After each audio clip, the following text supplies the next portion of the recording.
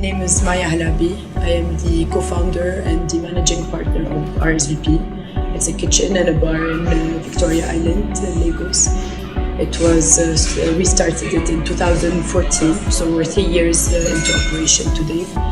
I oversee daily operations by working closely with the head of departments, whether the kitchen or the bar kitchen. I also plan growth to make sure that we're at the forefront of progress in the hospitality sector in Nigeria.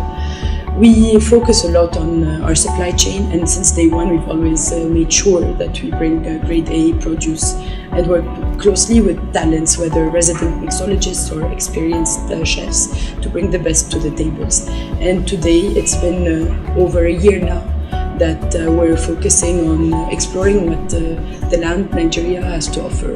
We go as far as sourcing spices from Jos and working closely with organic farmers from Ibadan and different entrepreneur farmers, and we make sure that we're working directly from them to our table to ensure the best quality and for things to be up to our standards. So this is who we are basically, and we do that every day. And when we started the project, I was asking around how do people get trained staff, and people referred me to some schools. We went through other experienced partners in the industry, and they gave us some referrals. We ended up really looking for almost 500 cities, if not more, and it was a very lengthy, tiring process in order to select the best, because selecting in the interviewing process, there's the bigger the pool, the better your selection will be and the less the turnover, and this is something we focused on having. Then I met Nizam, and she told me about their services and what Wave offers, and what they do really was a relief to me, as opposed to me having to gather this big amount of CVs myself. They actually go through the process of gathering, filtering, and bringing a better selection for us to skim through. Honestly, this industry we say it takes crazy people to work in the restaurant business. It's a tough business. You need people on their feet from morning to night, whether serving, prepping, and even on the back of house level. We have crazy hours, so we always look for passionate people.